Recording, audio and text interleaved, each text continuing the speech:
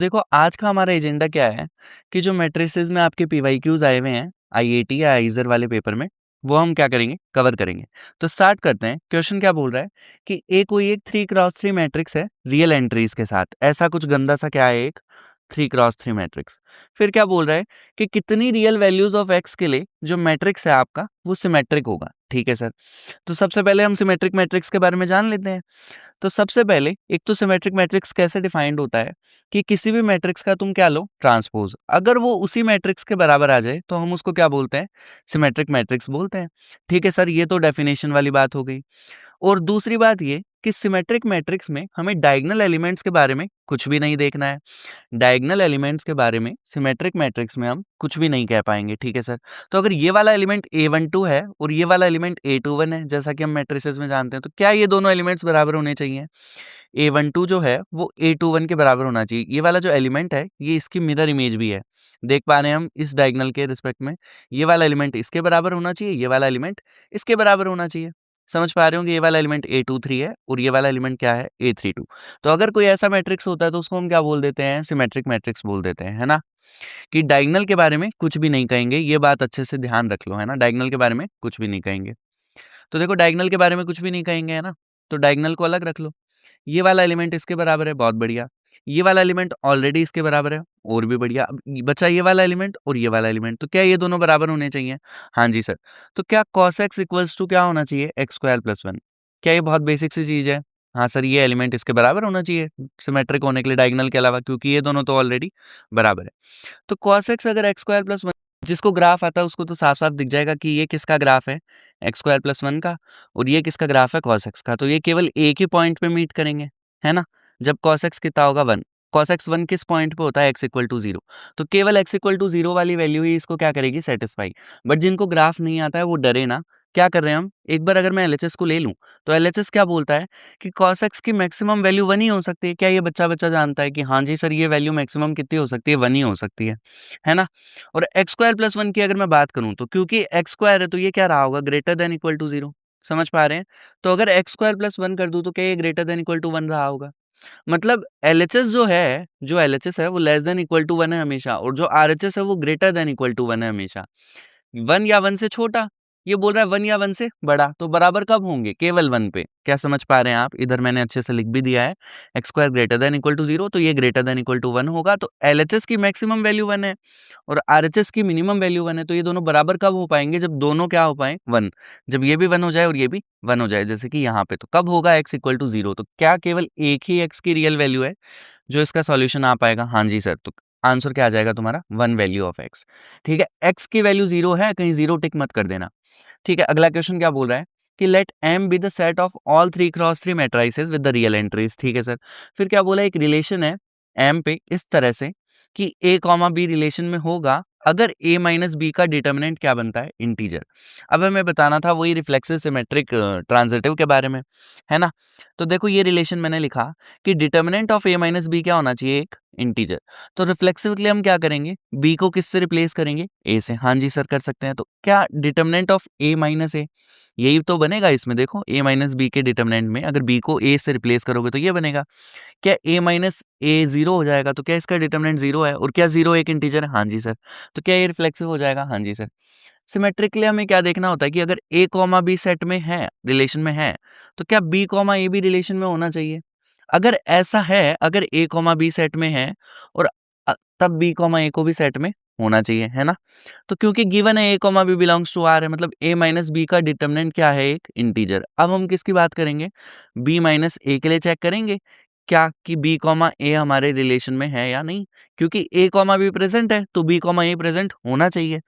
तो देखो इसकी अगर मैंने बात करी तो माइनस कॉमन ले लिया। अब क्योंकि ये डिटर्मिनेंट है तो माइनस साइन बाहर आएगा, तो माइनस, हमने ये वाली प्रॉपर्टी पढ़ी होती है डिटर्मिनेंट में कि किसी कांस्टेंट को अगर डिटर्मिनेंट से बाहर निकालते हो तो वो उसकी पावर ऑर्डर लेके बाहर आता है ना। कांस्टेंट की पावर ऑर्डर।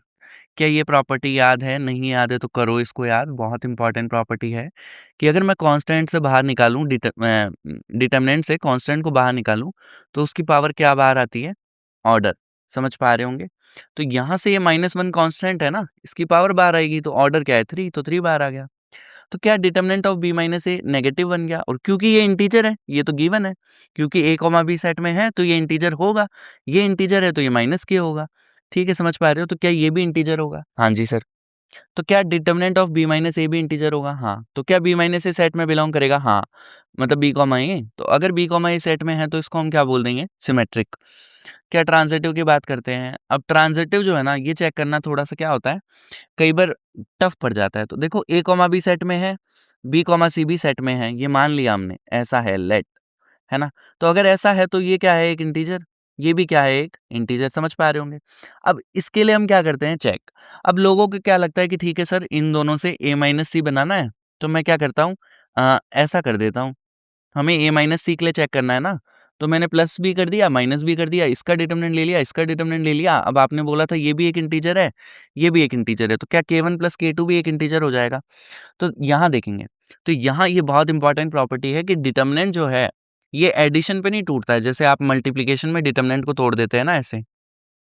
हाँ जी सर, ये तो हमने बहुत बार किया है।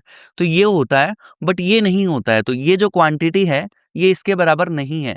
तो अगर ये इसके बराबर नहीं है, तो तुम कैसे कह सकते हो कि ये इंटीजर है? हम नहीं कह सकते सर, है ना। ये इंटीजर किसी एक आधे केस में आ सकता है, बट हमेशा तो नहीं होगा। तो अगर ये हमेशा इंटीजर नहीं होगा, तो ये रिलेशन ट्रांजिटिव नहीं होगा। समझ पा रहे होंगे।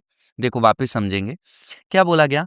इसका डिटरमिनेंट चेक करना था हमें सिमेट्रिक के लिए। क्या सिमेट्रिक सब जानते हैं? अगर a कॉमा बी सेट में है और b कॉमा सी भी सेट में है, तो क्या a कॉमा सी सेट में होना चाहिए? इसी को हम क्या बोलते हैं? ट्रांजिटिव, है ना।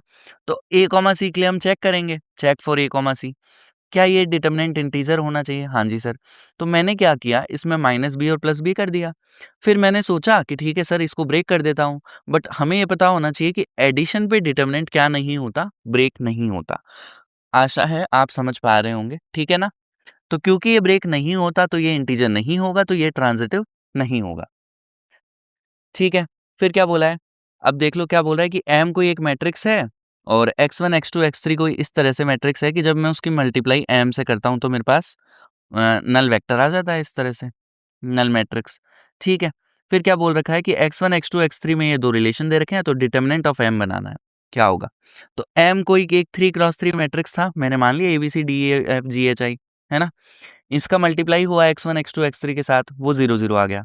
पहली रो मैट्रिक्स में किससे मल्टीप्लाई होगी? अरे मैट्रिक्स मल्टीप्लिकेशन तो आता होगा यार। पहली रो पहली कॉलम से मल्टीप्लाई, तो ये वाली एंटिटी जो है ये इससे मल्टीप्लाई होगी, ये वाली एंटिटी इससे मल्टीप्लाई होगी, ये वाली एंटिटी इससे मल्टीप्लाई होगी। हाँ जी सर।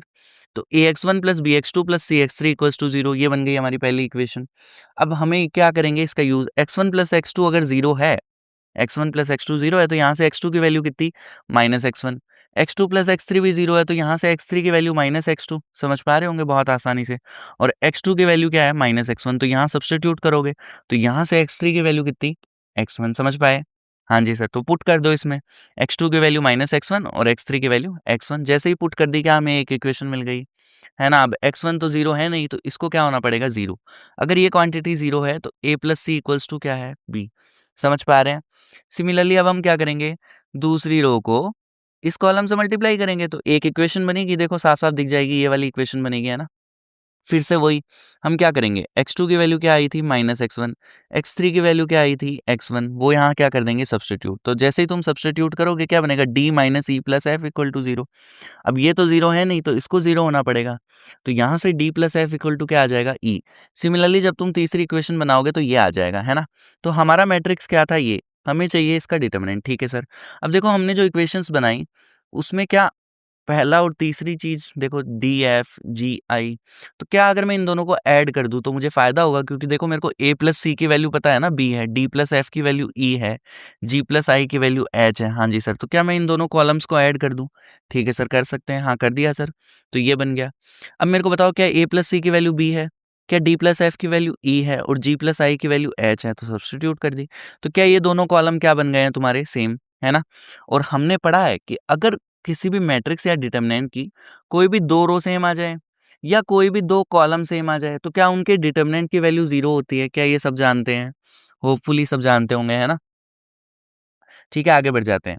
नया क्वेश्चन क्या बोल रहा है कि एक रिलेशन है a कॉमा बी, इस तरह से A B equals to B A है। तो वही रिफ्लेक्सिव सिमेट्रिक वगैरह बताना है।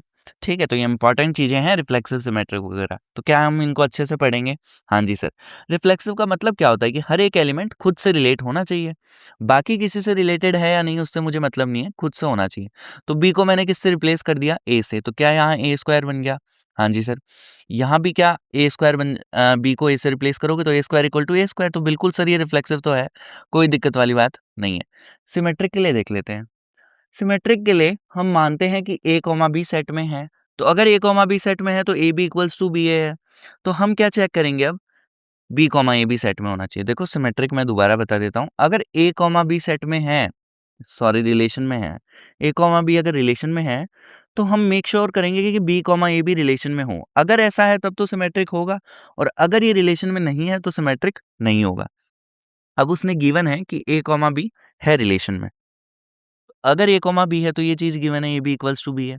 अब हम चेक करेंगे बी कॉमा ए के लिए। तो बी कॉमा ए के लिए अगर मैंने चेक किया तो बी कॉमा ए अगर सेट में होगा तो इधर देखो B A equals to A B होगा, क्योंकि हम ए कॉमा बी की जगह क्या रख रहे हैं? बी कॉमा ए। मतलब ए की जगह बी और बी की जगह ए रख दो, ए की जगह बी और बी की जगह ए। तो ऐसा होना चाहिए B A equals to A B. क्या ऐसा है? तो देखो यहाँ से हमें पता है A B equals to B A है, तो क्या बी ए की वैल्यू ए बी है? बताओ। हाँ जी सर। तो क्या A B equals to A B आ गया? अरे क्या ये बहुत ईज़ी चीज़ है, समझ आ रही होगी, है ना? तो ये क्या हो जाएगा हमारा? सिमेट्रिक मैट्रिक्स हो जाएगा। ए कॉमा बी सेट में है तो बी कॉमा ए भी सेट में होना चाहिए। अब ए कॉमा बी सेट में था तो हमें पता चला ऐसा है तो बी कॉमा ए भी होना चाहिए। तो चेक कर लेंगे देखो यहाँ से बड़े प्यार से कि A B equals to B A है। हम चेक करें B A equals to A B है क्या? तो बी ए की वैल्यू क्या है हमारे पास? बी ए की वैल्यू ए बी है तो उसको यहाँ रख दिया। तो A B equals to A B, साफ साफ दिख रहा है सिमेट्रिक है ना?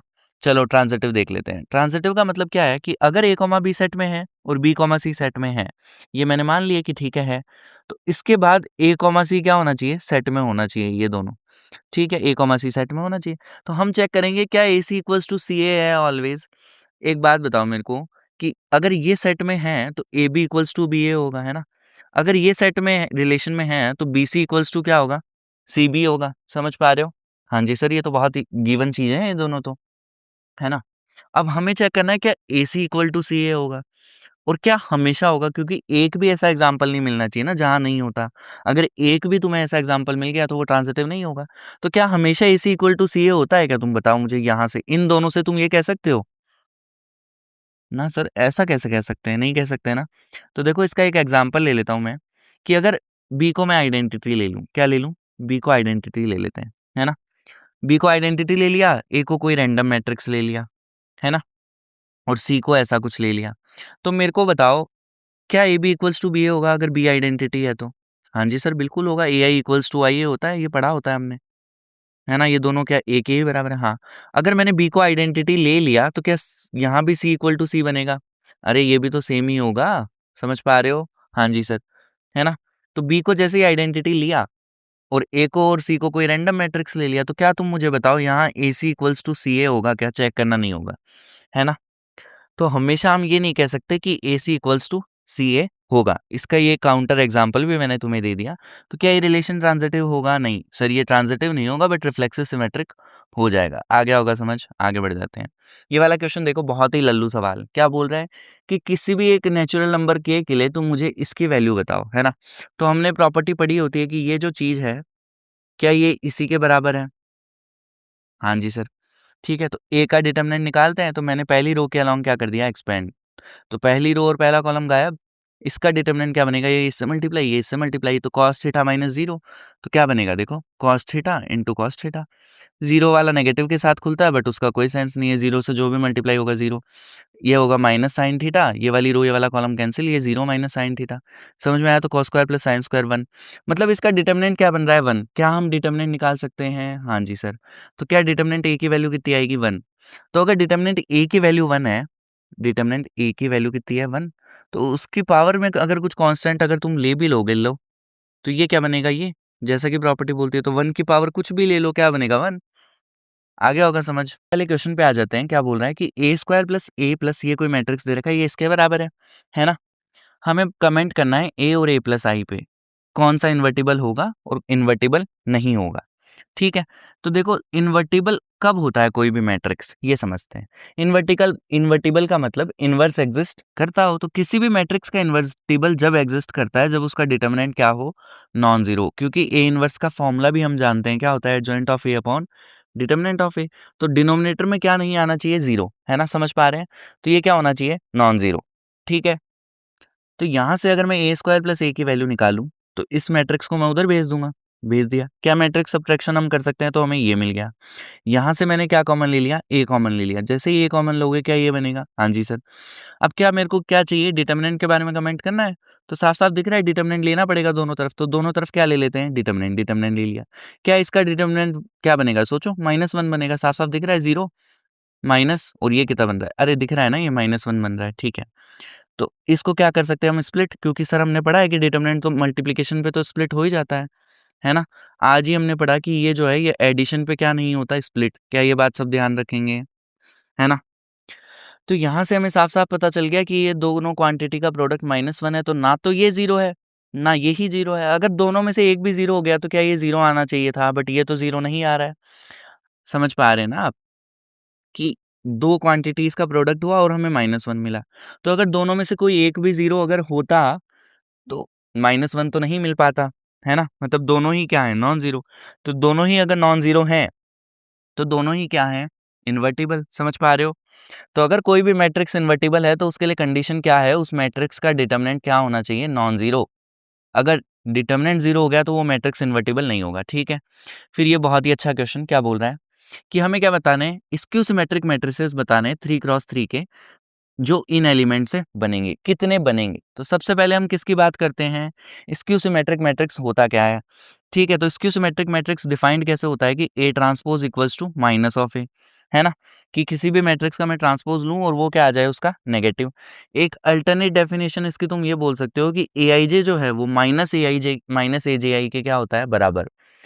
ठीक है, ये पता होना चाहिए तुम्हें ये पता होना चाहिए फॉर ऑल आई जे, ठीक है, ऐसा होता है। तो अगर ऐसा है तो सबसे पहली बात तो हम ये याद रखेंगे कि स्क्यू सिमेट्रिक मैट्रिक्स के डायगोनल एलिमेंट 0 ही होते हैं, 0 के अलावा और कुछ नहीं हो सकते। क्या बोला सर आपने कि स्क्यू सिमेट्रिक मैट्रिक्स के डायगोनल एलिमेंट्स केवल 0 ही होंगे, 0 के अलावा कुछ नहीं होंगे। ठीक है, तो इस लेक्चर का पहला जो क्वेश्चन था वो क्या था, सिमेट्रिक मैट्रिक्स था ना, तो उसमें मैंने बताया था कि डायगोनल एलिमेंट्स के बारे में कुछ नहीं कहेंगे, किसमें, सिमेट्रिक में। स्क्यू सिमेट्रिक के तो 0 ही होंगे। ठीक है, ये बात रही। फिर यहाँ जो एलिमेंट आएगा डायगोनल को अगर मैं छोड़ दूँ, यहाँ जो एलिमेंट आएगा वो यहाँ वाले एलिमेंट का क्या होगा, नेगेटिव। यहाँ जो एलिमेंट आएगा वो यहाँ वाले का क्या होगा, नेगेटिव, और यहाँ जो एलिमेंट आएगा वो यहाँ वाले का क्या होगा, नेगेटिव। जैसे अगर ये A12 है तो ये वाला एलिमेंट A21 है ना, तो A21 को क्या होना पड़ेगा, नेगेटिव ऑफ A12। यही तो बोलती है डेफिनेशन, समझ पा रहे होंगे कि यहाँ जो एलिमेंट आएगा वो इसका क्या होगा, नेगेटिव, यहाँ जो आएगा वो इसका नेगेटिव, यहाँ जो आएगा वो इसका नेगेटिव। ठीक है, तो अगर मेरी बात ध्यान से सुनिएगा, अगर यहाँ 1 आ रहा है तो क्या यहाँ -1 ही आएगा, समझ पा रहे हैं? क्या इसके पास और कोई ऑप्शन है -1 के अलावा? नहीं। ठीक है, और क्या डायगोनल के पास कोई ऑप्शन है, सारे 0 हैं तो? डायगोनल के पास भी कोई ऑप्शन नहीं है, ये तो फिक्स है डायगोनल तो। और जो यहाँ आएगा क्या उसी का नेगेटिव इधर आएगा, जो यहाँ आएगा उसी का नेगेटिव इधर आएगा, जो यहाँ आएगा उसी का नेगेटिव इधर आएगा। मतलब इन तीनों के पास भी कोई ऑप्शन नहीं है, वो तो इसके हिसाब से एडजस्ट होंगे कि जो यहाँ आया बस उसी का नेगेटिव इधर आएगा। ठीक है, तो हम इन तीनों को भी चूज़ नहीं करेंगे। तो किसको चूज़ करेंगे हम? केवल इनको, केवल इन 3 एलिमेंट्स को, है ना? इस एलिमेंट के पास क्या-क्या ऑप्शन है कि 1 हो जाए, 2 हो जाए, 3 हो जाए। -1, -2, -3 जो भी होगा उसका नेगेटिव इधर आ जाएगा, समझ पा रहे हो? तो इस एलिमेंट के पास 6 ऑप्शन है क्या? नहीं, 0 भी तो हो सकता है। अगर यहाँ 0 आ रहा है तो यहाँ भी 0 आ जाएगा, क्या दिक्कत है बताओ? क्या समझ पाए? ये 0 वाली चीज़ बहुत इंपॉर्टेंट थी, क्योंकि 0 का अगर तुम नेगेटिव ले लो, डेफिनिशन क्या है कि यहाँ जो होगा, यहाँ होगा, एक दूसरे के नेगेटिव होंगे, तो ये 0 है तो इसका नेगेटिव भी तो यही होगा। तो यहाँ भी 0 आ सकता है, यहाँ भी 0 आ सकता है, समझ पा रहे हो? आया समझ?